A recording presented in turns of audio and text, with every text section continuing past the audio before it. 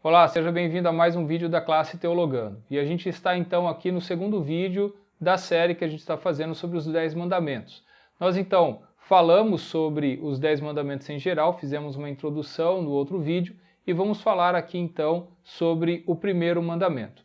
Importante lembrar aquilo que foi falado no primeiro vídeo, de que os judeus organizam de forma diferente os 10 mandamentos e eles pegam o versículo anterior ao que normalmente os cristãos pegam, né? A gente começa com não terás outros deuses diante de mim, mas os judeus pegam já antes, né? Quando começa o discurso de Deus, e é importante realmente ver isso e seguir dessa forma, dizendo, né? Eu sou o Senhor teu Deus que te tirei da terra do Egito. E eu acho que esse é um ponto extremamente importante que a gente tem que realmente perceber como parte do primeiro mandamento, talvez até como o primeiro mandamento, de certa forma poderíamos dizer assim. E o que está implícito nisso, né? O que significa esse primeiro mandamento de eu sou o Senhor teu Deus que te tirei da terra do Egito e não terás outros deuses diante de mim? Em primeiro lugar, isso vem mostrar que os 10 mandamentos, tudo aquilo que se segue, tudo aquilo que Deus vai falar a partir desse ponto, está baseado nesse fato, nessa relação de que Ele é Deus e Ele é o Deus que libertou o povo do Egito. Deus poderia ter falado que, olha, eu sou Deus, eu sou o Criador, eu fiz vocês, eu fiz tudo, por isso vocês vão me obedecer. Não, Deus não falou dessa forma. Ele falou assim, ó, eu sou aquele que libertou vocês do Egito. Eu sou aquele que ouviu o clamor de vocês. Existe todo um relacionamento aí. Houve o povo clamar, Deus levantar um libertador, ir lá, libertar. Aconteceu toda uma luta para que isso acontecesse. Deus está falando, eu sou aquele que fiz vocês virem para cá e vocês serem libertos. E é baseado nisso que nós vamos fazer um pacto. E eu vou apresentar aqui para vocês esse pacto. Então tudo isso está... o primeiro mandamento vem falar desse relacionamento.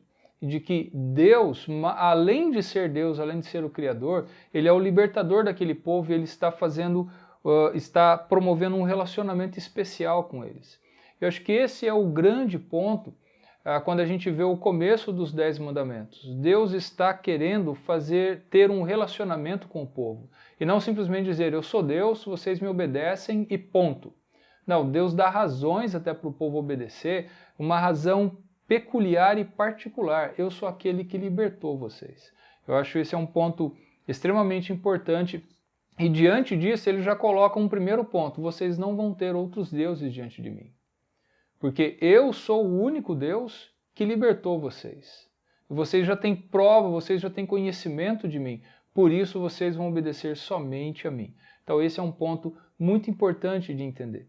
Agora, quando a gente pensa, não terás outros deuses diante de mim, parece uma coisa assim, meio fora de contexto para a gente. Nos dias de hoje, a gente não tem mais aquele problema de ficar adorando outros deuses, como naquela época o pessoal adorava o deus da chuva, o deus disso, o deus daquilo, o deus da fertilidade, o deus dessa terra, o deus da montanha.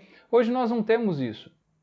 Bem, o Novo Testamento vai mostrar que não é bem assim, porque o Senhor Jesus ele dá uma aplicação muito interessante sobre a questão de ter outros deuses. E a gente vê isso lá no texto de Mateus capítulo 6, versículo 24. Jesus diz, ninguém pode servir a dois senhores, porque ou há de aborrecer-se de um e amar ao outro, ou se devotará a um e desprezará ao outro. Não podeis servir a Deus e às riquezas. Veja como Jesus ele coloca uma aplicação sobre essa questão de ter outros deuses. Você pode não ter uma outra divindade, mas você pode transformar pessoas ou coisas como divindades, como o dinheiro. E é algo extremamente prático, extremamente atual para nós hoje, a questão de ter riqueza, de ter poder, de ter sucesso, de ter fama. Tudo isso é uma coisa muito atual nos dias de hoje. E Jesus vem falar, ou você serve a Deus, ou você serve as riquezas. Ou você vai ter as riquezas como um outro Deus para você.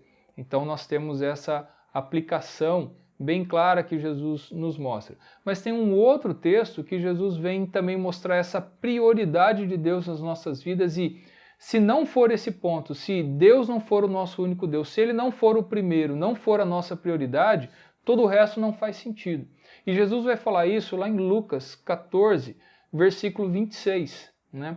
quando as multidões se aproximam dele, ele vira para as multidões e diz o seguinte: se alguém vem a mim e não aborrecer a seu pai e mãe e mulher e filhos e irmãos e irmãs e ainda a sua própria vida, não pode ser meu discípulo. Puxa vida, Jesus está dizendo que a gente tem que amar ele mais do que a nossa própria família, a gente tem que amar ele mais do que qualquer pessoa, mais do que nós mesmos. Sim. É por isso que nos 10 mandamentos Deus fala a mesma coisa. A primeira coisa a se falar, eu sou o Senhor teu Deus, vocês não vão ter nenhum outro. E é baseado no fato de eu ser Deus, você vai me obedecer. Todo o princípio moral, toda a ética que vai ser exposta nos 10 mandamentos, todos os princípios estão baseados num Deus criador e é Ele que dá isso. Não é um grupo de homens, não é baseado no conhecimento humano, mas estes princípios vêm de Deus. Esse é o princípio, essa é a base dos 10 mandamentos. Então é importante nós entendermos isso e esse primeiro mandamento vem estabelecer esse ponto. Eu sou o Senhor teu Deus e você vai me obedecer baseado nesse fato, que eu libertei vocês do Egito e vocês vão dar ouvidos a mim. Então, essa é a importância do primeiro mandamento, que todos os outros mandamentos dependem dele. Então, nós vamos ver então os outros mandamentos a partir dos próximos vídeos, meditar neles, mas baseado nesse fato, tá certo? Até o próximo vídeo então.